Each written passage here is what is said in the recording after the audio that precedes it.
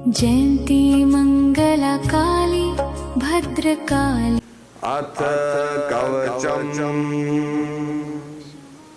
ओम चंडिका देवी को नमस्कार है। मार्कंडेय जी ने कहा, पितामह जो इस संसार में परम गोपनीय तथा मनुष्यों की सब प्रकार से रक्षा करने वाला है, ऐसा कोई साधन मुझे बताइए। अथ कवचम्। ओम चंडिका देवी को नमस्कार है।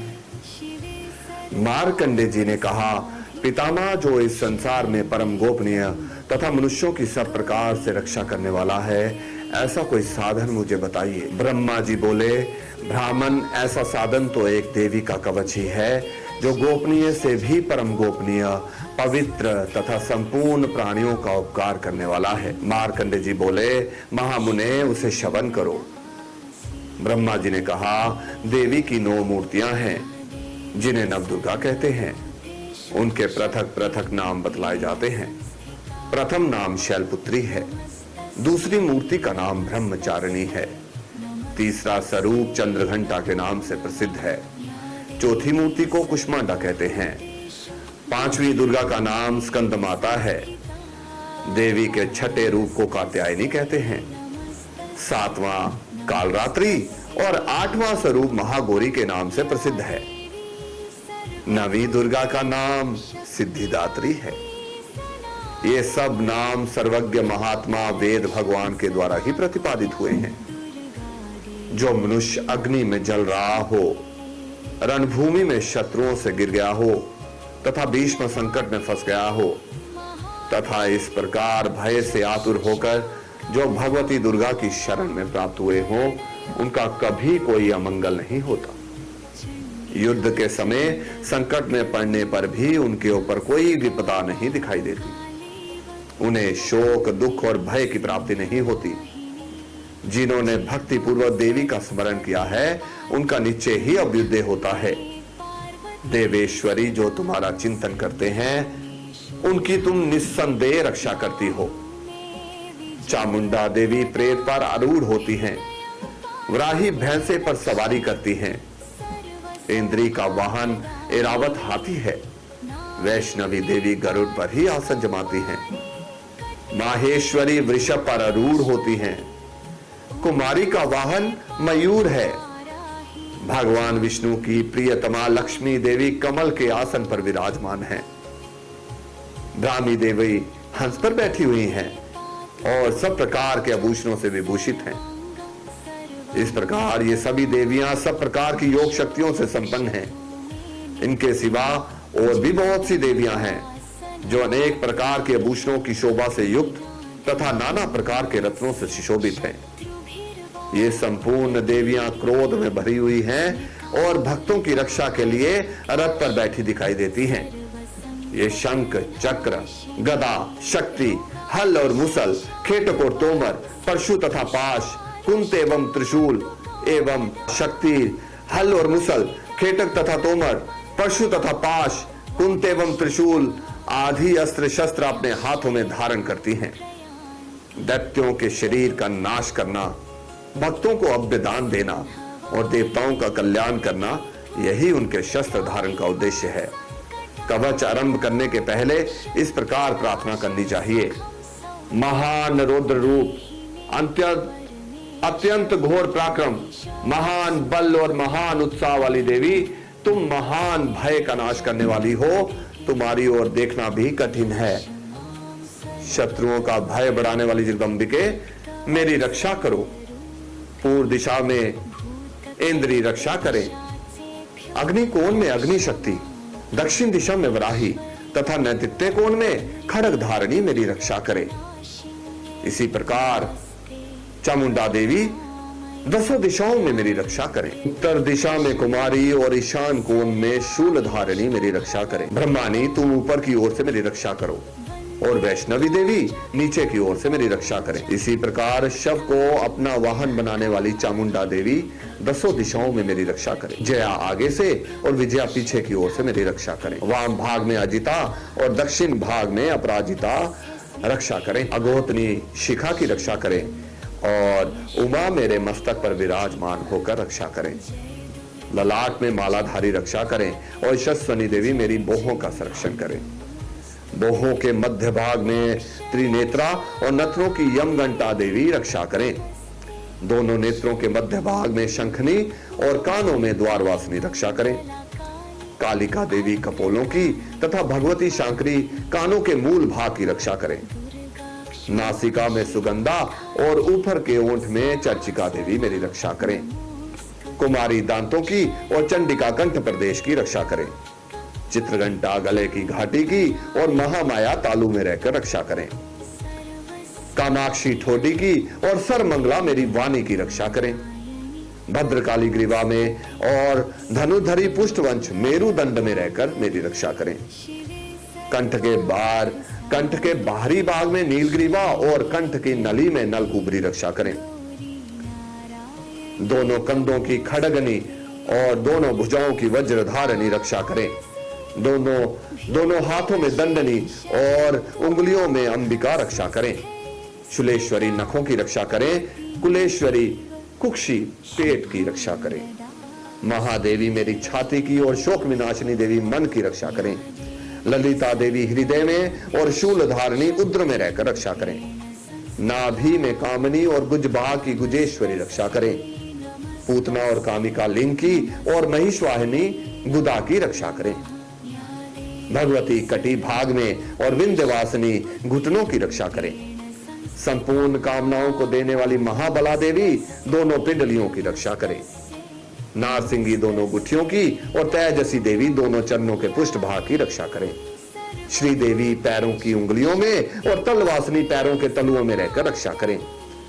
अपनी दाढ़ों के कारण भयंकर दिखाई देने वाली दृष्टा काली देवी नखों की और उधर्व केशनी देवी केशों की रक्षा करें। रोमावलियों के छिद्रों में कुबेरी और त्वचा की वागीश्वरी देवी रक्षा करें। पार्वती देवी रक्त, मजा, वसा, मांस, हड्डी और मेद की रक्षा करें। आंतों की कालरात्रि और पित्त मुक्तेश्वरी रक्षा करें। नख के तेज की ज्वालामुखी रक्षा करें। जिसका किसी भी अस्त्र से भेदन नहीं हो सकता, वो अभेगा देवी शरीर की समस्त संधियों में रहकर मेरी रक्षा करें। ब्रह्मानी आप मेरे वीर की रक्षा करें। छतेश्वरी आप मेरे छतेश्वरी छाया की रक्षा करें और धर्म धारिणी देवी मेरे मन, अहंकार, बुद्धि की रक्षा करें। हाथ में वज्र धारण करने वाली वज्रहस्ता देवी मेरे प्राण, अपान, व्यान, उदान और स्मान वायु की रक्षा करें। कल्याण से शोभित होने वाली भगवती कल्याण शोभना मेरे प्राण की रक्षा करें। रस, रूप, गंध, शब्द और स्पर्श इन विषयों का अनुभव करते समय योगिनी देवी रक्षा करें तथा सत्व गुण, रजोगुण और तमोगुण की रक्षा सदा नारायणी देवी करें। वराही आयु की रक्षा करें। वैष्णवी देवी यश, कीर्ति, लक्ष्मी, धन तथा विद्या की रक्षा करें। इंद्राणी आप मेरे गोत्र की रक्षा करें। चंडिके तुम मेरे पशुओं की रक्षा करो। महालक्ष्मी माता पिता की रक्षा करें और भैरवी पत्नी की रक्षा करें। मेरे पथ की सुविधा तथा मार्ग की श्मेश्वरी रक्षा करें। राजा के दरबार में महालक्ष्मी रक्षा करें तथा सब ओर व्याप्त रहने वाली विद्या देवी संपूर्ण भयों से मेरी रक्षा करें। देवी जो स्थान कवच में नहीं कहा गया है, अतएव रक्षा से रहित है, वो सब तुम्हारे द्वारा सुरक्षित हो, क्योंकि तुम विजयशालिनी और पापनाशिनी हो। यदि अपने शरीर का भला चाहे तो मनुष्य बिना कवच के कहीं एक पग भी न जाए। कवच का पाठ करके ही यात्रा करें। कवच के द्वारा सब ओर से सुरक्षित मनुष्य जहां जहां भी जाता है, वहां वहां उसे धन लाभ होता है तथा संपूर्ण कामनाओं की सिद्धि करने वाली विजय की प्राप्ति होती है।